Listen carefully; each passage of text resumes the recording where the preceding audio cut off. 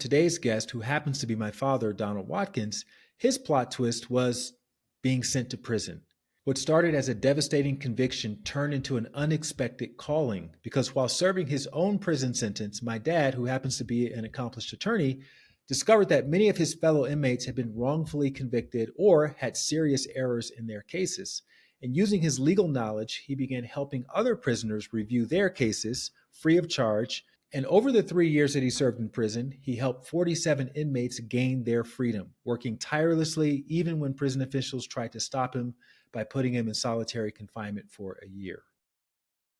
You've now been convicted of conspiracy, fraud, a lot of the same charges that some of your personal heroes were also convicted of or charged with. Yeah. The Fannie Lou Hamers, Martin Luther King. I think he was charged with what, tax evasion.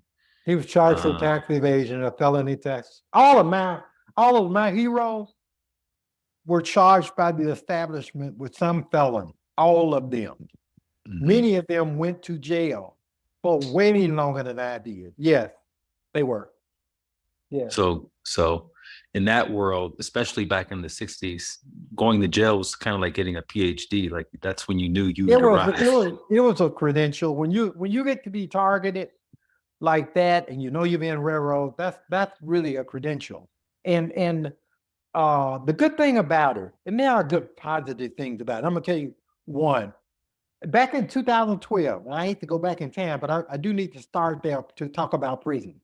I was in South Africa, and I went to Robben Island. That's where Mandela was in prison for 18 of his 27 years in prison. So I went on the tour to that prison, and then I went to his cell. And then I saw how tiny it was. And this is in 2012. And so when the group moved on, I stayed there at his cell. And I saw there was a bucket on the floor for him to use as a toilet. There was a mat that he slept on the concrete floor. And that's where he did 18 years. 18 years. And so at the cell, when everybody left, I just said a prayer and I said, God, if I'm ever in this situation, just please give me the strength that you gave him. That's all I ask you for. I'm not asking you to free me. I'm not like, just give me the strength that you gave him. And so when I was convicted and I knew that I had to show up for the prison camp, number one, I wasn't in a prison. I was in a camp. Prison camp is like a little high school campus, except it's got a couple of dormitories on it. And so I got there, half of them from Birmingham, half of them from Atlanta, about 80% Black. All of them knew me as soon as I walked in the thing. And I knew some of them. And the guy who came to meet me, who turned out to be my first roommate, we had met each other in Atlanta. And he was a basketball star and over at one of the junior colleges in Phoenix City. But anyway, we hit it off great.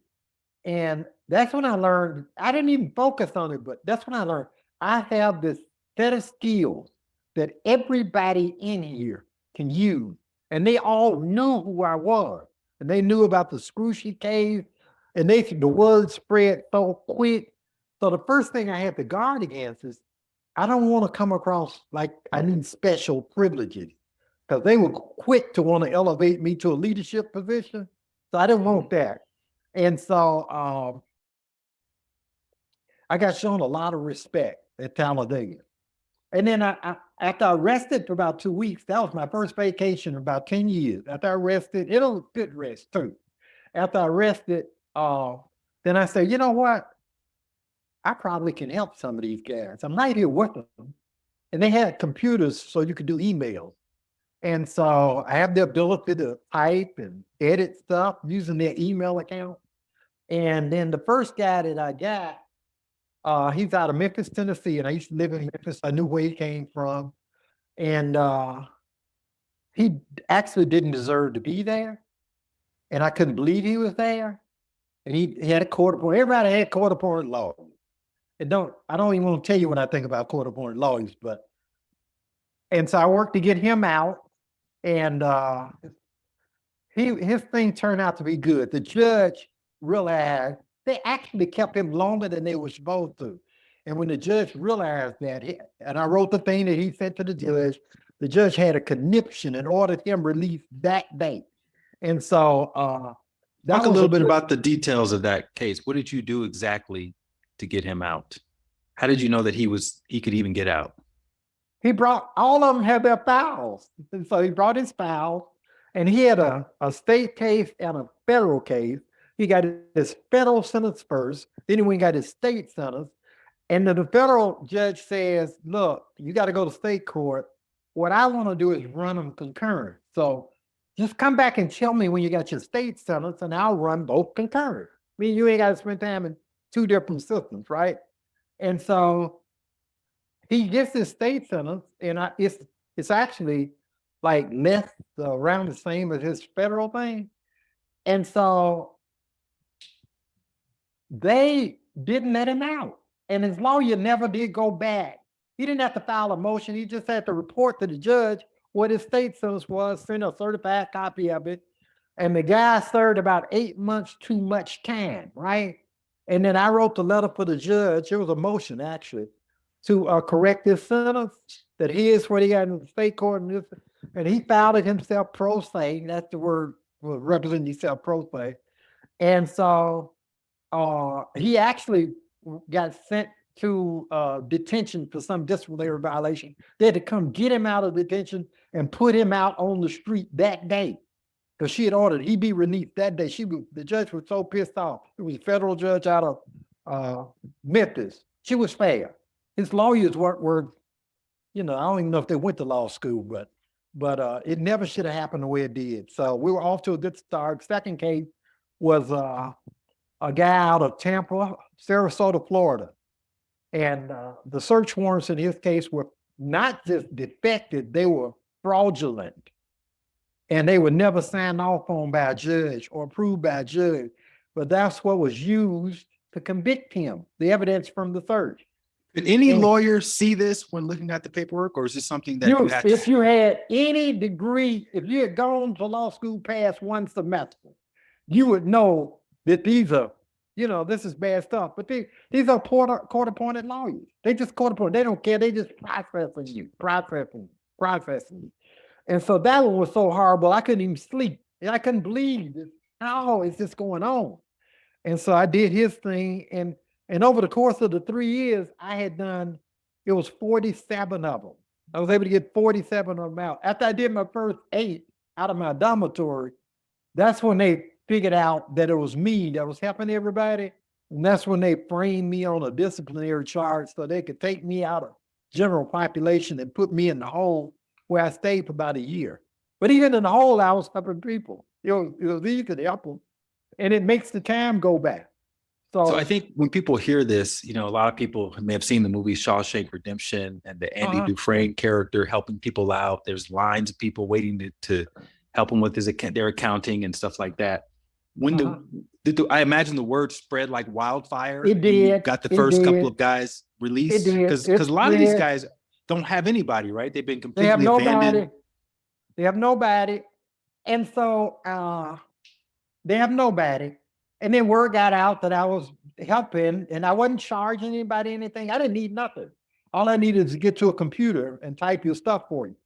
And then I assembled a team. Actually, it was 4 great guys who became part of my team, like the teams I had in Like paralegals? Yes. And they were helping proofreading, research, and they were great guys. And so then the Netflix documentary comes out. So now they get to see what it was I did in the case with the most count, and they couldn't believe it. So now I'm getting floodgate. I'm getting everybody won't help, not just inmates, but everybody won't help, right? And so they have you right there. You're right there. And so they have access to you that they'll never have in the real world. And it just made the time fly by. I would work probably maybe 8 to 10 hours a day, working on somebody's case. My only rule was you got to get in line like Baskin and Robbins, take a number. And when I get to you, I'm spending whatever time it takes to get you done. The next guy just got to wait. You just got to wait. And that lasted until 11 o'clock on the night before they released me on August 25th, 2022. In fact, they wanted to release me earlier, but I asked them, they push it back for a couple of weeks because I had two Hispanic guys, and I had promised them I would not leave until I did their cases. And it took about a week on each one of those cases. And those guys were so worried that I was going to leave without getting to their case. They'd been waiting. I think one of them waited like 6 weeks. And I promised them, and I finished the last guy's case at 11 o'clock the night before they released me at 7 in the morning. So he was happy. I was happy. And when I left, they gave me a standing ovation. They were out on the courtyard just clapping. They were happy for me, but they were sad. And they wouldn't let me take my stuff. Two inmates took my stuff out. You know, I had boxes and stuff. But I was sad for them because I knew they would never have that kind of legal assistance again in life. So out of the 47 guys that you got help to get released, was it mostly a matter of filing one piece of paperwork, or what was like the common? No, it was because the court system is so screwed up now. You can be innocent and you can show somebody you're innocent and they still don't want to let you go. They don't want to admit they made a mistake. So you have to press them and you have to shame them and you have to corner the judge. Really, it's more the judge than the prosecutor into doing the right thing. You just have to, and you can only do that by being meticulous, very detailed. You remember it goes back to the three things, all courage, of it. preparation, and flawless execution. Yes. So you had to teach them to have courage and to prepare. First, I got to get them out of the mindset, you need a lawyer. You don't need a lawyer. You know more about your case than anybody. You've had years to focus on your case. All you got to do is prepare and execute. There ain't no home runs. You just get 1 inch at a time. You nail it down though. And you can do it better than anybody. No lawyer's going to ever know all the facts of your case. You just have to know what's important and what's not important. So, you know, I would spend the time to get them prepared. This is how the judge is going to come at you. This is how the prosecutor is going to come at you. This is what you do. You don't ever get off message. I don't care what they're saying. You don't get emotional. You just stay on there, pound these in, make sure the record shows this, the record shows that. Put this document in. And actually, these guys turn out to be good lawyers for their own case. They do. When you spend the time to mentor a guy on his own case, you don't have to be a lawyer. You don't have to go to law school. You don't have to know everything in law. You already know your facts. You know your facts better than anybody. All you got to know is what strategy gets you from where you are now in jail to freedom. And here's the strategy. Now execute to perfection. And you out of here. Because the prosecution not going to expect you to be this sharp, this trained, this prepared. They'll never expect you to be. They're used to working with court-appointed lawyers, never prepare on anything, who are there to just surrender you. And it's sad when innocent people I've met about 5 truly innocent people, and when they get surrendered by a lawyer who's too lazy to do the job, it just galls me. It just galls me. Hey, so a lot of you all have been reaching out with your guest suggestions. And look, I appreciate it. I do. And to help make it easier for those guests to say yes to my invitation, I need you to subscribe to this channel. Just hit the subscribe button below, and that's literally the best way to help me get you that guest on my podcast. All right. Thank you so much for helping out, and back to the show. If someone cuts a plea deal, quotes plea deal, does that can they not fight their case once they're in prison, or how does that work? They can, but the grounds are so limited. They're so limited. You have to prove ineffective assistance of counsel. And we did that on several of them. But to do that, it's not just that you disagree with the way the guy did it. You have to show about 60 different things that he didn't do that you would have done. So imagine you're a pilot of a plane, you're in the cockpit, and you see they got the little clipboard going down, this checklist, this checklist, this checklist. So I make a checklist of what a lawyer would do before he even talks to you about a plea deal. And I got about 60 substantive things he should do before he even fixes his mouth to talk to you about it. Because if he doesn't do those things, the plane can't fly anyway. So most of these lawyers don't do anything. They don't do anything. I say, where was your original written defense plan? that outlines everything you guys are going to do before you decide to cut a deal. They list all of the prosecution witnesses. What are their strengths and weaknesses? What documents are they going to be using? What tape recorders are they going to be using? What video are they going to be reusing? What else do they have out there that they can call or use or introduce? Now, let me assess the strengths and weaknesses of all that. Let me show that to you. Now, you help me build a defense to discredit every one of these items, right? I can't even talk to you about pleading guilty if I hadn't done that. How am I do that? I don't even know how strong their case is. They may have lost evidence. They may have lost the cocaine, right? They may have lost the bank money or whatever the hell it is. How am I talk to you about pleading? How can I do a deal if I can't fight? Who's got to deal with you? Nobody's got to deal with you. You can't fight. What are you getting? It's a surrender. Just call it a surrender. I'm coming in surrendering and throwing myself on the mercy.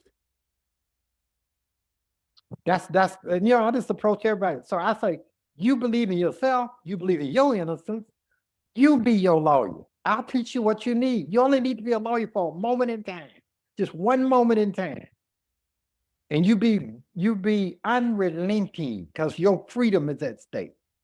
You don't care about nobody's feelings. You ain't trying to spare no judge, no damn. You don't give a damn if the hearing's gonna last 1 day, 5 days. It's your freedom. Ain't nobody going to jail but you. When you win, you can shake everybody's hand and say, I'm sorry I had to be so hard on you. But I thought you would want me to be hard on you in order to get my freedom. Okay, so what were the criteria for people whose cases you took? How did you know to take this guy's case versus that guy's case? Well, at first it was just who wanted me to help. Mm-hmm. And then it still pretty much was that, but you had to take a number and get in line because there were so many people. And then I had to cut it off. I knew, my time is getting short and I can't, because I didn't truncate anybody's allocation of time. Whatever, if it took a week, if it took 2 weeks, that's how much time I'm taking on your case. I'm not going to give you the documents for you to sign if they ain't pristine and perfect from my standard. All you got to do is execute. And I'm going to tell you how to execute. I'm going to tell you how to talk to the judge. And you can't be scared when you walk in there. You got to walk in there like you own that courtroom. If you don't know something they ask you, you say, I don't know what you're asking me. Break it down for me so I'll understand what you're saying. And you say it in a way like this guy's scared to tell you anything but the truth. Break it down. And you don't agree to nothing. You agree to nothing. You ain't saving nobody no work to prove nothing against you. No, you better bring whatever witnesses you need. I ain't agreeing to nothing. Nothing, ever. And you just wait for the prosecution to make a mistake. Because you prepared. You're not going to make no mistake. You're going to have flawless execution. And they're going to be mad at you. Yeah, they're going to, slam books down. All that. You don't care. They're not in jail with you. You don't care. It's your freedom. You don't care about nobody's feelings in that courtroom but you. I said, they're not going to like you, but they'll respect you. They'll know, okay, we can't run over this one. Maybe we need to take a look at this. This guy seems to be prepared. Yeah, he's lawyering his own case. I wonder who's happening. He seems to be prepared beyond lawyering, though. I mean, he knows what he's doing. I wonder did he take paralegal courses or something like that. But anyway, it's all good. But it made my time fly by. By. And you said they found out about it and at Talladega, and then on some trumped up charges and threw you in the hole. Yeah, and transfer, and we got to get rid of him. Yeah. What is the hole like? Talk about that experience.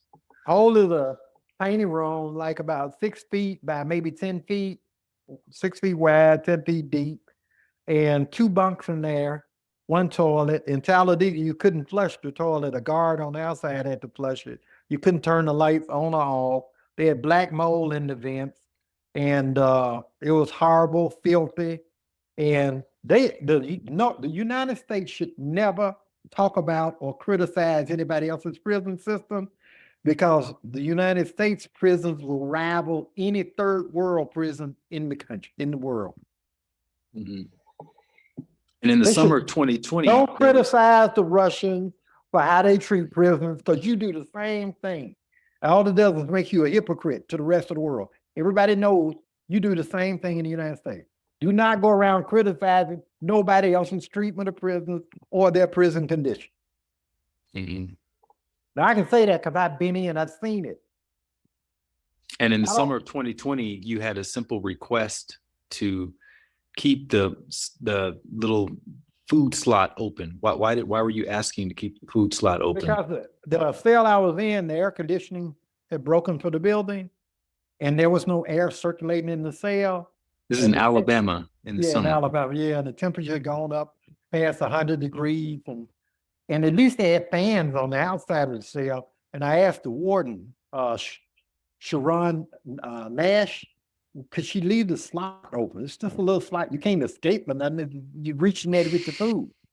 And she said no, and they slammed the damn thing closed. And I said, okay. I had to sleep on the floor because the floor was cool. And then you wet your towel and put it over your head and your back, and then that keeps you cool. The wet towel is how you stay cool. And then so I don't ever want to hear Biden, Joe Biden, or Donald Trump, or nobody talk about prison conditions, because their asses were there and they were in charge and they could have changed it and they did not. So I don't hear any excuses. Mhm. How often were you allowed to shower from the hole as you? It's like you shower 3 times a week. Mhm. Mhm. Shower is about as big as a coffin. They lock you in a cage and they turn the water on. You hope it's not too They hot. handcuff you to take you to the shower, right? That's correct. They handcuff you, take you to the shower, and then they push a button and you hope it ain't cold, you hope it ain't hot. There ain't no adjusting of the water. There's no, wait, it could be cold or hot. You don't know. Yeah. There's nobody to complain Is to. there room just to let the water come out first so you can see No, what temperature is like? no, there is not. No, you just have to put your rag, put your little rag. Ain't no face that's a rag. You know, once they mop the floors off of. Uh-huh. Yeah, What did the guards think of your work with the prisoners? they loved it. They loved it. And they were very supportive of me. And a lot of times that's how my articles, I kept writing. They wanted me to stop writing. And I kept writing articles. And a lot of times the guard got my stuff out for me. Mhm. You know, made sure it got mail. You understand what I'm saying? Because So the you've been prison publishing these articles the entire time I never stopped. The prison even. system has tried to shut me down several times. Mhm. And they couldn't figure out how I was still getting my stuff done. And these But- articles were about the prison system while you were in No, more the about prison the system. prison system, politics, national politics, COVID-19. It was about all what I call subjects of significant public interest. I was criticizing the prison director because he was nothing but some little affirmative action guy whose specialty was fellatio and the attorney general at the time. Mhm. You've been passionate about independent journalism for years. I remember back in the Voter News Network days. Yeah. You've been publishing articles, and then a few years before going to prison, you've been publishing articles and becoming quite the journalist. Because you can't get real news if you're bought or sponsored by other people. You know, you have to pick your topics. That you got sponsors, advertisers, and I like to just take on the cold hard truth. I don't care who it helps, who it hurts. It's just here's the issue and put it out there and let people deal with the issue. So yeah, I've been publishing for a long time, and I never stopped. And then I found out that the BOP, the Bureau of Prisons, has a policy that encourages inmates to write and publish. I don't think they anticipated somebody would be doing it like me.